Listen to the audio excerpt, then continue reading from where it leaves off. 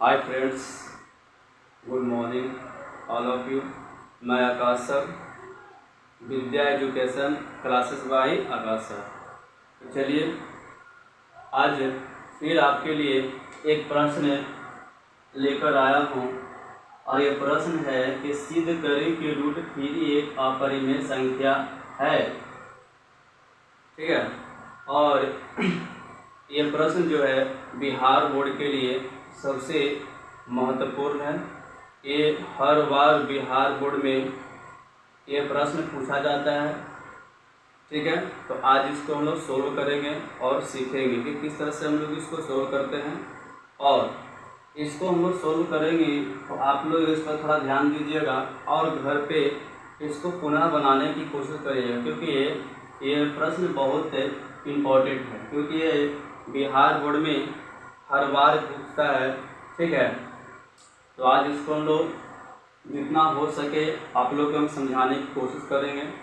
ठीक है, तो हम लोग इसको आज बनाने की कोशिश करते हैं। ठीक है, तो आपका प्रश्न है कि सिद्ध करें कि √3 एक अपरिमेय संख्या है। तो हम लोग जानते हैं कि √3 तो अपरिमेय संख्या है, ये हम लोग पता है कि √3 क्या है, अपरिमेय संख्या है। लेकिन हमको प्रूव करना है, मतलब सिद्ध करना, प्रमाणित करना है कि कैसे √3 अपरिमेय संख्या है। तो इसमें हम लोग करना क्या है कि अगर हम √3 अपरिमेय संख्या कहता है तो इसका हम उल्टा कर मानेंगे।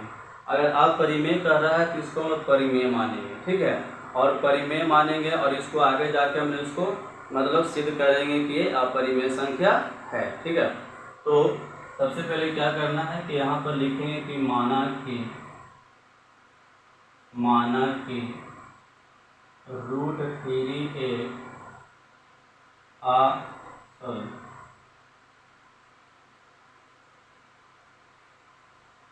परिमेय संख्या है।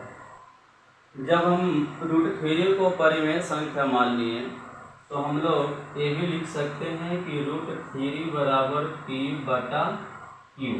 P/Q इसलिए लिखे क्योंकि हम इसको मान लिए हैं क्या, परिमेय माने हैं। और जब परिमेय माने हैं तो हम जानते हैं कि P परिमेय संख्या P/Q के रूप में होता है, जहाँ P तथा Q सहअभाज्य संख्या है। क्या है,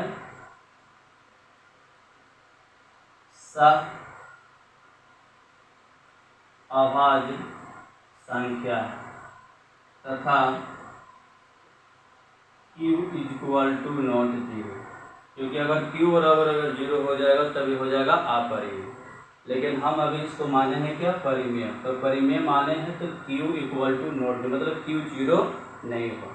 अब सहअभाज्य संख्या क्या है, तो ऐसी दो संख्याएं जिनका गुणनखंड 1 हो। कितना हो, 1 हो, 1 के अलावा कोई और नहीं। जैसे अगर हम लें 3 और 5, तो 3 भी आपका 1 से कटेगा और 5 से भी 1 से भी 5 कटेगा। ठीक है, मतलब 3 और 5 का गुणनखंड क्या है, 1 है। या हम ये भी कह सकते हैं कि सहअभाज्य संख्या उसको कहते हैं जिसका HCF 1 हो, मासा कितना हो, 1 हो। ठीक है, तो उसको हम लोग क्या बोलते हैं, सहअभाज्य संख्या कहते हैं। चलिए यहाँ तक आप लोगों को समझ में आ गया होगा। अब देख रहे हैं कि ये √3 को तो हम परिमेय मान है और परिमेय माने हैं तो हमको P/Q के रूप में लिखे हैं। अब क्या करेंगे कि इसके बाद दोनों तरफ हम वर्ग करेंगे। क्या करेंगे,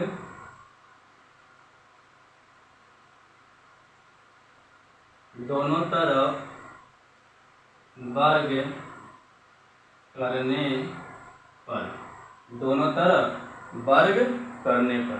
ठीक है, दोनों तरफ वर्ग करने का मतलब इसमें भी वर्ग करेंगे, इसको भी वर्ग, तो √3 का स्क्वायर हो जाएगा और यहाँ हो जाएगा P/Q का स्क्वायर हो जाएगा। ठीक है, यहाँ तक आप लोगों को समझ में आया होगा। अब क्या करेंगे, हम लोग जानते हैं कि स्क्वायर से रूट कट जाता है, तो सिर्फ यहाँ पर बच जाएगा आपका 3 और यहाँ हो जाएगा आपका P² P², या इसी को हम लोग लिख सकते हैं क्या, कि थ्री को क्यू के स्थान पर लिखेंगे, क्यू स्क्वायर के स्थान पर, और क्यू स्क्वायर को हम लिखेंगे थ्री के स्थान पर, तो क्यू स्क्वायर बराबर हो जाए आपका पी स्क्वायर बटा थ्री हो जाएगा। क्या हो जाएगा? थ्री हो जाएगा। ये समीकरण हम मान लिए क्या? फर्स्ट मान लिए। क्या मान लिए? फर्स्ट मान लिए। ठीक है, जगह नहीं है इसलिए हम छोटा छोटा आप लोगों के लिए लिख ले रहे हैं। ठीक है, तो क्यू स्क्वायर बराबर हो गया पी स्क्वायर बटा थ्री। ठीक है, अब थोड़ा सा ध्यान से सुनिएगा कि यहाँ पर जो पी स्क्वायर है वो 3 से विभाजित है। 3 से क्या है? विभाजित है। आप बोलिए कैसे विभाजित है? तो चेक करते हैं। अगर हम p का मान रख p बराबर हम 3 रखते हैं तो 3 का स्क्वायर हो जाएगा, और बटा नीचे भी 3 है तो 3 का स्क्वायर 9, 9 बटा 3, 3 की आई 9। अगर हम p के जगह पर हम 9 रखते हैं तो 9 का स्क्वायर बटा 3, तो 3 9 9 81 बटा 3 मतलब 27 81। मतलब यहाँ पर दिख रहा है कि पी स्क्वायर जो है 3 से क्या है? विभाजित है। ठीक है, तो अब थोड़ी सी और एक बात समझें कि अगर पी स्क्वायर 3 से विभाजित है तो पी भी 3 से विभाजित होगा। स्क्वायर जब हटाएंगे, क्यों? क्योंकि 3 का स्क्वायर 9 हुआ बटा 3। अगर हम स्क्वायर नहीं रखते हैं, सिर्फ 3 रखते हैं तो 3 से 3 भी कट जाएगा। अगर स्क्वायर खरीदना हम 3 9 तो 3 के कितना हो जाएगा? 9। ठीक है, तो यहाँ पर हम लिखेंगे चूँकि पी स्क्वायर 3 से विभाजित है ना, तो हम ये भी लिख सकते हैं कि P 3 से विभाजित होगा, तो 3 से विभाजित होगा।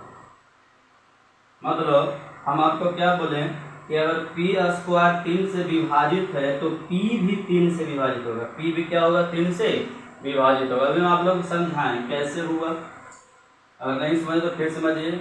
आपका दिया हुआ है पी स्क्वायर बटा 3 दिया हुआ। अगर हम p बराबर हम मान लिए 3, तो 3 का स्क्वायर बटा 3 यहाँ हो जाएगा 3 3 9 बटा 3, तो 3 3 9। अगर सिर्फ हम p बटा 3 रखें, स्क्वायर नहीं रखें, तो p का मान 3 लगेगा, 3 से 3 ये भी बढ़ जाएगा एक बार में। ठीक है, तो ये आप लोगों को समझ में आ गया होगा। चलिए यहाँ तक आप लोगों को समझ में आ गया होगा। अब फिर पुनः हम लोग मानेंगे, पुनः माना कि पूर्णांक संख्या, ठीक है, पूर्णांक संख्या p बराबर 3r, p बराबर 3r, ये आपका पूर्णांक संख्या है। क्या है ये? पूर्णांक संख्या 3r। ठीक है, अब नीचे लिखेंगे कि p का मान, चूंकि p का मान समीकरण फर्स्ट में रखने पर, समीकरण फर्स्ट में रखने पर, तो समीकरण फर्स्ट मेरा यहाँ है, लिखेंगे कि क्यू स्क्वायर बराबर पी स्क्वायर बटा 3, तो क्यू स्क्वायर बराबर पी के जगह पर हम लोग लेंगे 3r, तो 3r का होल स्क्वायर होगा बटा 3। तो एक चीज़ और समझिएगा कि हम लोग यहाँ पर 3r क्यों माने, 3 ही क्यों माने, तो ध्यान दीजिएगा कि जितना भी यहाँ पर नीचे में रहेगा 3 रहेगा तो यहाँ पर 3r मानेंगे, 4 रहेगा तो 4r मानेंगे, 5 रहेगा तो 5 मानेंगे, 6 रहेगा तो 6r। हाँ, यहाँ पर आप कुछ भी मान सकते हैं, r ही जरूरी नहीं, कुछ भी आप मान सकते हैं। हम r मान लिए, लेकिन यहाँ पर 3 है तो 3 मानेंगे। अगर यहाँ पर 2 रहता है तो यहाँ पर हम 2 लिखते हैं, अगर यहाँ पर 5 रहता है तो यहाँ पर 5 रखते हैं। ठीक है, ये समझ में आ गया। अब यहाँ पर हम लोग हल करेंगे इसको, ये हो जाएगा 3 3 9r स्क्वायर बटा 3, तो 3 से कट जाएगा आपका 3 बार में, तो यहाँ पर बच जाएगा 3r स्क्वायर बटा कितना बच जाएगा? 3r स्क्वायर खाली बच जाएगा, तो ये हो गया आपका क्यू स्क्वायर बराबर, क्यू स्क्वायर बराबर हो गया 3 स्क्वायर, या इसी इसमें या लिखेंगे r स्क्वायर बराबर क्यू स्क्वायर बटा 3। क्यों? क्योंकि यहाँ पर 3r² बराबर क्यू स्क्वायर है, तो r बराबर हम लोग Q²/3 लिख सकते हैं। तो यहाँ पर हो गया r² बराबर Q²/3। ये समीकरण क्या हो गया? सेकेंड। अब थोड़ा सा ध्यान से सुनिएगा कि जिस तरह से यहाँ पर देखिए एकदम यही स्टेप यहाँ भी आ गया है। तो जिस तरह से p² 3 से विभाजित था, तो उसी तरह से हम लोग कह सकते हैं Q² भी 3 से विभाजित होगा। तो यहाँ पर लिख सकते हैं कि चूंकि Q² 3 से विभाजित है, तो हम लोग Q भी लिखेंगे, Q 3 से विभाजित होगा, इसीलिए हम कह सकते हैं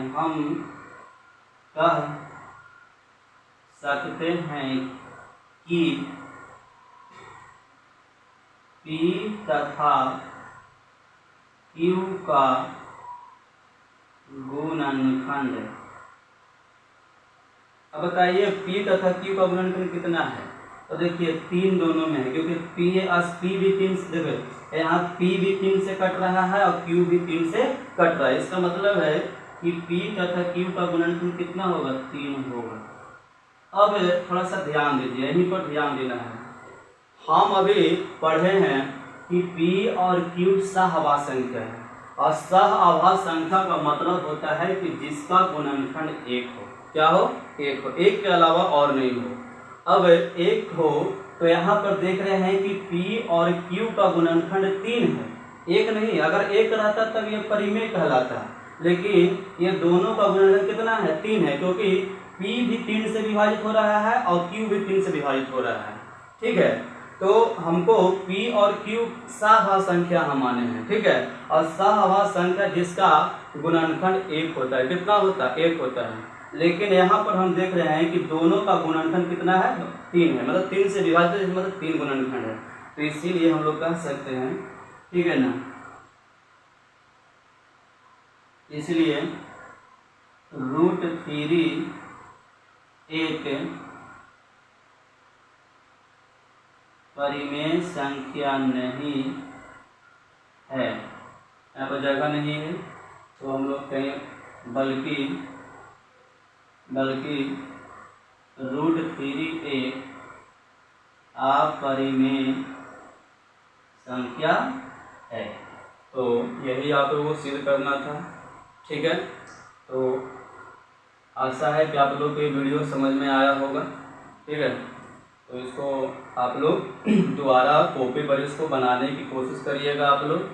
ठीक है, क्योंकि ये बिहार बोर्ड में ये प्रश्न हमेशा पूछता है। ठीक है, इस तरह का मतलब इस टाइप का ही क्वेश्चन हमेशा पूछता है। ठीक है, तो आपको वीडियो अच्छा लगा होगा, इसको like and subscribe and share करें। धन्यवाद।